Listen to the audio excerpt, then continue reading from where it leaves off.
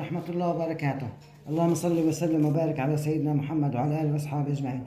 اليوم طبخنا مفتول، وتابعونا إن شاء الله على القناة وتشوفوا كل تفاصيل العمل. وصحتين وعافية. بسم الله وعلى بركة الله. قطعنا الدجاج وغسلناه ونقعناه بالملح والليمون، وهلا بدنا نغسله من الملح والليمون ونحطه على النار. بنحط شوية زيت في الطنجرة، معلقتين زيت ذرة بالطنجرة، وهلا الحين بننزل الدجاج.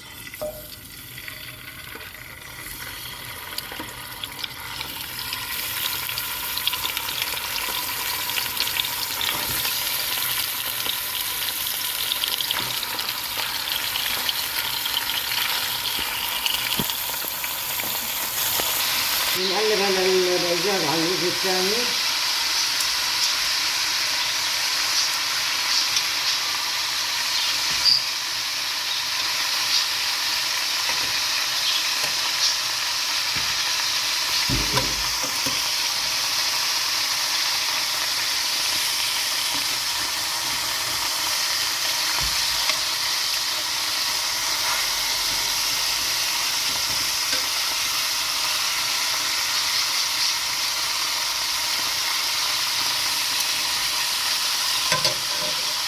نحط له ورق غاز للدجاج.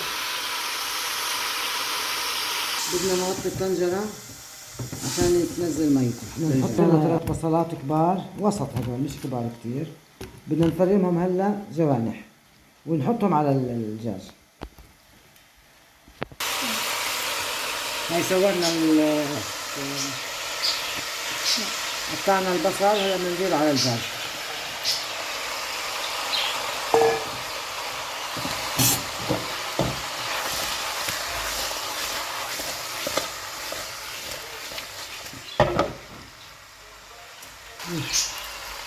نحط له على كاستين مي بس عشان يشرب البصل والدجاج. هذه البندورة نحطها مي سخنة عشان تطرى ونعرف نقشرها. هلا بدنا نقشرها ونفرمها، وبس يستوي الدجاج نص استوى نحط البندورة عليها.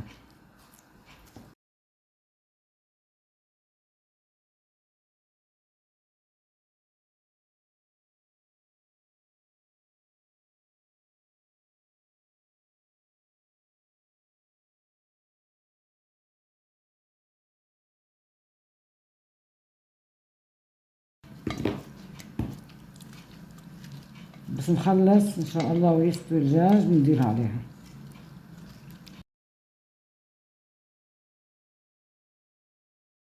هي حطينا مي على بطنجرة المفتول بس تغلي. هلا بنحط لها ملح وشوية زيت وبنحط المصفاية عليها. نحط رشة فلفل اسود على البصل والدجاج وملح.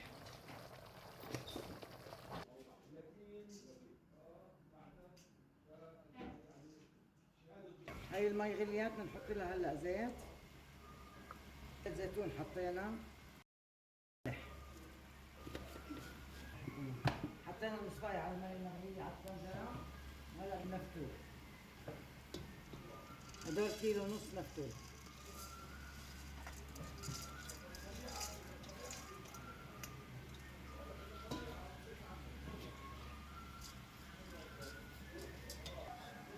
هلا بدنا نغطي الطنجرة، نحط عليه ملح وفلفل اسود وزنجبيل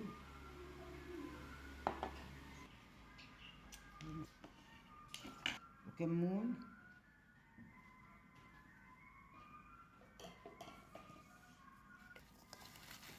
نعمل هيك بايدينا،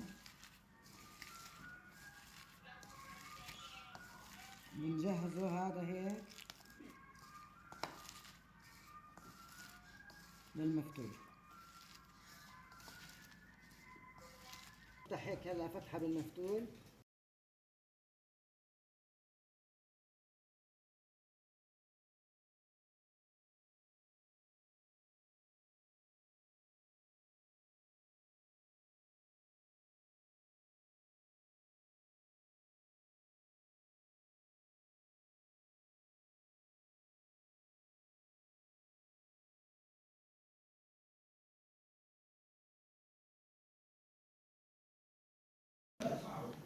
هاي بدنا نحطها على المفتول.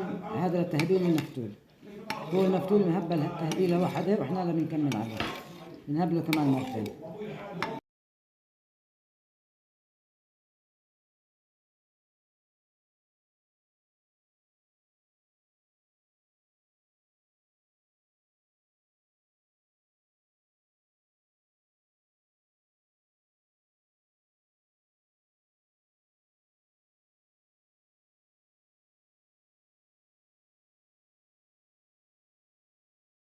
نحط لنا زنجبيل دجاج، بنحط هذا مشكل، بدنا ندير عليها البندورة.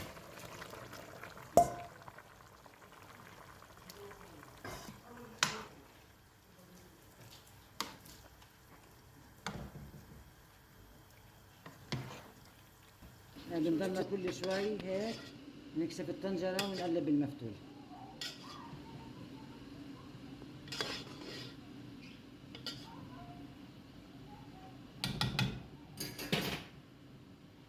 بنزيد له شوية كمان مي اللي فيها الملح والكمون والزيت الزيتون.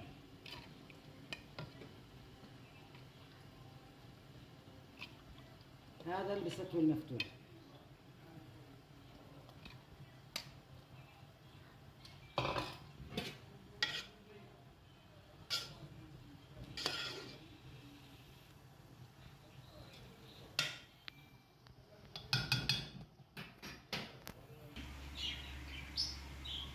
نحط له رشة زيت زيتون هيك على الوجه، وهاي آخر مرحلة. عملنا له 3 مرات تهبيلة بالمي والكمون والفلفل الأسود والملح، ضلينا كل شوي ندير عليهم لما خلصت كل الكمية. وهي آخر إشي بنحط زيت زيتون 5 دقايق وبنطفي عليه. هيك استوى المفتول.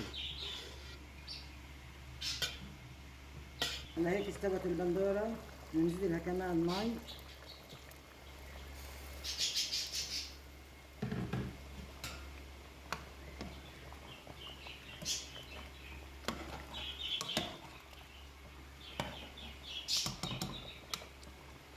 وهلا بنحط لها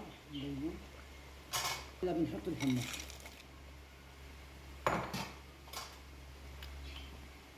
الحمص مستوي وجاهز، سلقينه احنا وحطينه بالفريزر.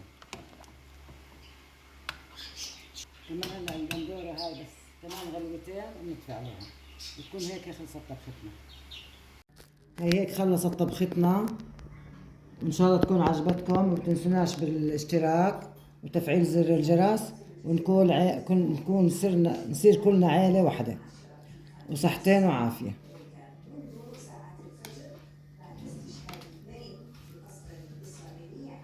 السلام عليكم ورحمة الله وبركاته.